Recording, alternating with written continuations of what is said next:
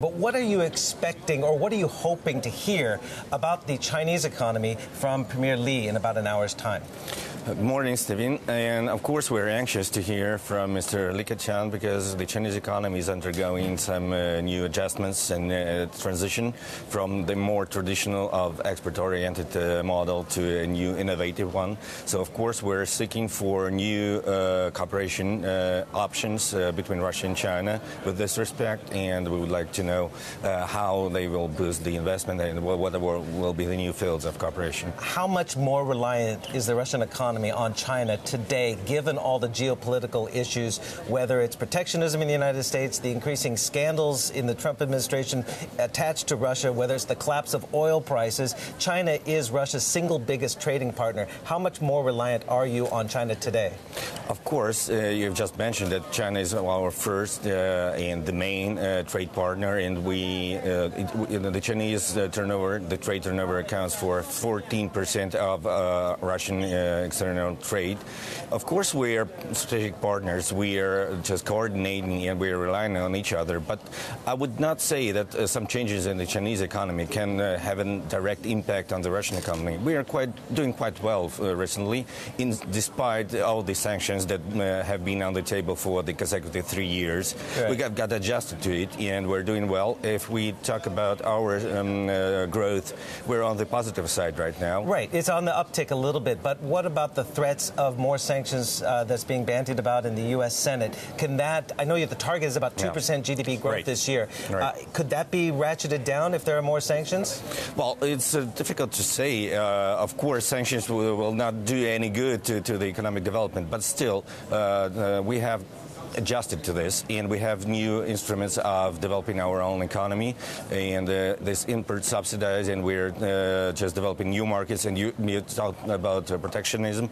We are on the one side with our Chinese partners saying about more liberal trade and WTO agreements, and we think that the fair trade is the new goal for development, other than protectionism. What kind of innovative investments would you like to see between Russia and China? I saw a headline a few days ago just about high-speed rail. China Railway Group is perhaps going to build some high-speed rail across into Russia, but also the big deal was the pipeline. Gazprom, as we all know, with the collapse of natural gas prices, they're the world's largest natural gas provider, but the prices are down significantly. The stock is down significantly. How is that affecting the pipeline that is being discussed, the multiple pipelines? Well, we're still negotiating, and we are going on the schedule, so we still are determined to realize the project because it's one of the strategic ones.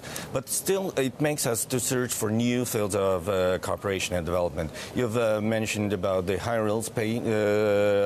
high-speed railway. It is on the table. We're negotiating. Some other projects in the transport infrastructure are being negotiated, connecting different cities in Russia and creating the so-called Eurasian Comprehensive Partnership, which we expect China to be an active part of.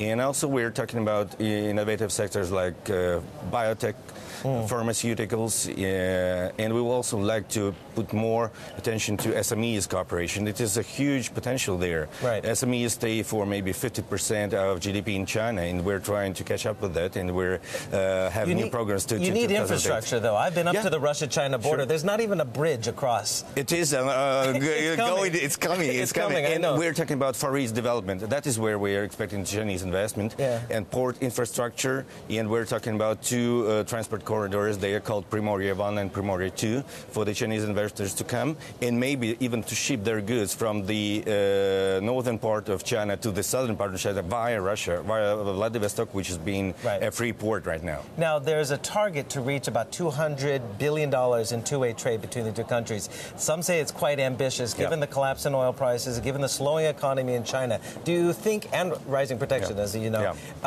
not just in the United States, but everywhere. Do you think that's still reachable? I do think it is reachable. Of course, it's a very ambitious goal, and we have to come up with some obstacles. But if we do keep on diversifying our trade relations, it is quite obvious. Because if we take the first quarter of this year, I mean the turnover, we've witnessed 37% of growth. So if we keep up the pace, we can reach this goal even just staying with the traditional fields. But if we implement some new fields, I mentioned some of them, SMEs, innovation, then technical cooperation, agriculture.